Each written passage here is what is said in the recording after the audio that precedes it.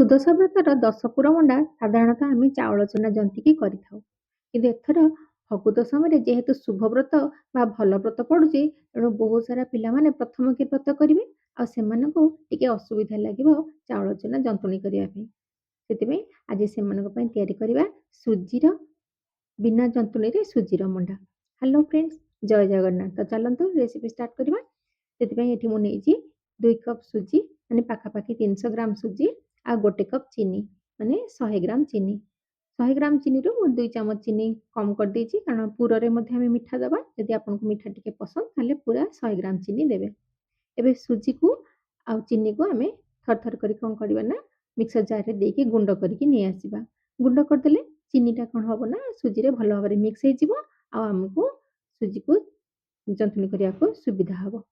ଏବେ ସୁଜି ଆଉ ଚିନିକୁ ଭଲ ଭାବରେ ଗୋଟେ ବଡ଼ ଜାଗାକୁ ମୁଁ ଟ୍ରାନ୍ସଫର କରିଦେଇକି ଗୁଣ୍ଡ କରିକି କରିଦେଇଛି। ତା ଭିତରେ 1 ଚାମଚ ଲୁଣ ଦେଇକି ଭଲ ଭାବରେ ସବୁ ମିକ୍ସ କରିକି ରଖିନେବା।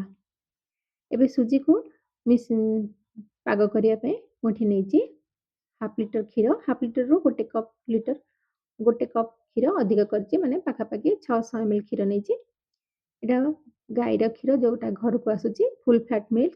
ଯଦି ଆପଣ ପ୍ୟାକେଟ୍ ବାଲା କ୍ଷୀର ନେଉଛନ୍ତି ତାହେଲେ ସୁଜିରେ 1 ଚାମଚ ଘିଅ ମିକ୍ସ କରିକି ରଖିଦେବେ। ଏବେ କ୍ଷୀରକୁ ଗ୍ୟାସରେ ବସେଇଦେବା। ଯେମିତି ଟିକେ କ୍ଷୀର ଭଲ ଭାବରେ 1 ଫୁଟଣା ଫୁଟିଥିବ, ସେଥିରେ 1 ଚାମଚ ଭିନେଗାର, ଅଧା କପ୍ ପାଣିରେ 1 ଚାମଚ ଭିନେଗାର ମିଶେଇକି ସେଥିରେ ଆଡ୍ କରିକି ଛେନା ଛିଡ଼େଇ ନେବା। ଛେନା ଛିଡ଼ିଗଲା ପରେ ସାଙ୍ଗେ ସାଙ୍ଗେ ତାକୁ ଛାଣି ନେବା। 1 ଚାମଚ ଛେନା ଆମେ ବାହାର କରିକି ରଖିନେବା। ବାକି ସବୁତକ ଛେନା ଆମେ ସୁଜିରେ ଆଡ୍ କରିଦେବା।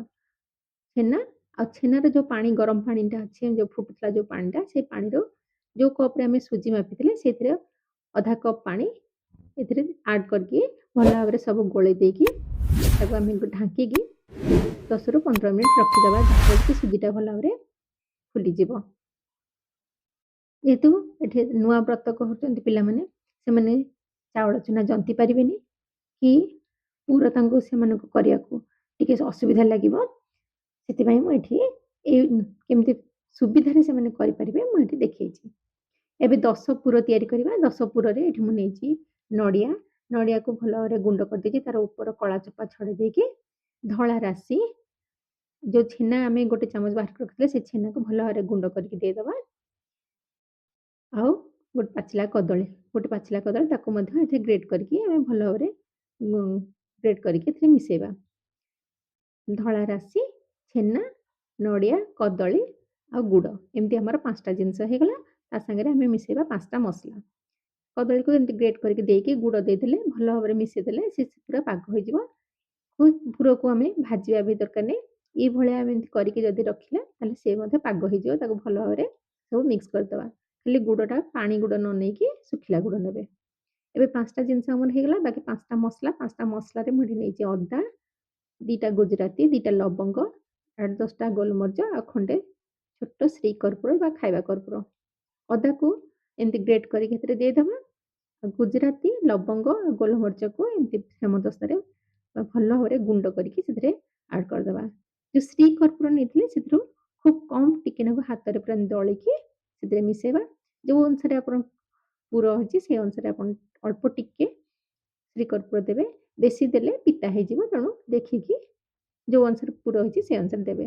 ଏବେ ସବୁତକ ଭଲ ଭାବରେ ମିକ୍ସ କରିକି ତାକୁ ଆମେ 10ରୁ 15 ମିନିଟ୍ ଛାଡ଼ିଦେବା, ଯେମିତିକି ଗୁଡ଼ଟା କଦଳୀ ସାଙ୍ଗରେ ମିଶିକି ପୁରା ପାଗ ହେଇଯିବ। ଏ ଭିତରେ ଆମର ସୁଜି ମଧ୍ୟ ଭଲ ଭାବରେ ଫୁଲି ଯାଇଛି। ଏବେ ତାକୁ ଗୋଟେ ବଡ଼ ଜାଗାକୁ ବାହାର କରିକି ଯୋଉ ଗରମ ପାଣି, ଛେନା ପାଣି ଅଛି ସେଥିରେ ଆଉ 2 ଚାମଚ ଦେଇକି ଆମେ ତାକୁ ଭଲ ଭାବରେ ଚକଟିବା। ଚକଟିକି ଯେମିତି ରୁଟିର ଅଟାକୁ ଆମେ ଯେମିତି ଚକଟିକି ପୁରା ନରମ କରୁ, ସେମିତି ନରମ କରିଦେବା। ଦେଖନ୍ତୁ ପୁରା ଏମିତି ନରମ କରିକି, ଯେମିତି ଅଟା ହାତରେ ପୁରା ଲାଗିବନି, ପୁରା ଭଲ ଭାବରେ ମିକ୍ସ କରିକି ଅଳ୍ପ ଅଳ୍ପ ପାଣି ଆଉ ଛିଞ୍ଚା ଦେଇକି ସେଇ ଛେନା ପାଣିକୁ ଆମେ ଅଟାଟା ଚକଟି ନେବା, ସୁଜିଟା ଚକଟି ନେବା। ସୁଜିଟା ଚକଟି ନେଇକି ଏମିତି ଛୋଟ ଛୋଟ ଗୋଲା ତିଆରି କରିଦେବା। ଦେଖନ୍ତୁ ଏଠି ମୋର ପୁରା 12ରୁ 13ଟା ଗୋଲା ହେଇଛି 300 ଗ୍ରାମ ସୁଜିରେ। ଯଦି ଆପଣ ଅଧିକ କରିବାକୁ ଚାହୁଁଛନ୍ତି ତାହେଲେ ସୁଜିର ପରିମାଣ ଆପଣ ବଢ଼େଇ ପାରିବେ। ତ ଏବେ ପ୍ରଥମେ ଆଗ କଳସ ପାଇଁ 3ଟା ହଉ ବା 5ଟା ହଉ ମୋଦକ ତିଆରି କରିଦେବା। ତାପରେ ବାକି 10ଟା ମଣ୍ଡା ଆମେ ତିଆରି କରିବା। ମୋଦକ ସେଇ ସୁଜିର ସେ ଏକା ଜିନିଷକୁ ଖାଲି ଟିକେ ଉପରକୁ ଉଠେଇଦେଲେ ମୋଦକ ତିଆରି ହେଇଗଲା।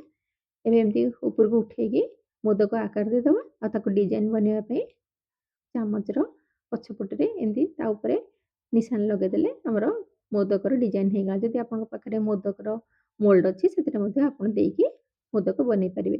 ତ 5ଟି କିମ୍ବା 3ଟି ଆପଣ ମୋଦକ ପ୍ରଥମେ ବନେଇ ଦିଅନ୍ତୁ, ତାପରେ ବାକି 10ଟା ମଣ୍ଡା ବନେଇକି ଭୋଗ କରିବେ।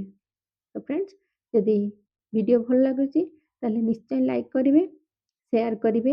ବହୁତ ସାରା ପିଲାମାନେ ଏଥରକ ନୂଆକିନା ବ୍ରତ କରିବେ, ସେମାନେ କେମିତି ଖୁବ୍ ଶୀଘ୍ର କରିପାରିବେ ଏ ଭୋଗ, ସେଥିପାଇଁ ମୁଁ ଏଇ ସହଜ ପ୍ରୋସେସ୍‌ରେ ବତେଇଛି, ସେମାନଙ୍କ ପାଖକୁ ସେୟାର କରିଦେବେ। ଆଉ ଯଦି ଭିଡ଼ିଓ ଭଲ ଲାଗିଲା ତାହେଲେ ଗୋଟେ ସୁନ୍ଦର କମେଣ୍ଟସ୍ ଦେବେ। ଯଦି ପ୍ରଥମ କି ମୋ ଚ୍ୟାନେଲକୁ ଦେଖୁଛନ୍ତି ତାହେଲେ ସବସ୍କ୍ରାଇବ୍ କରିନେବେ।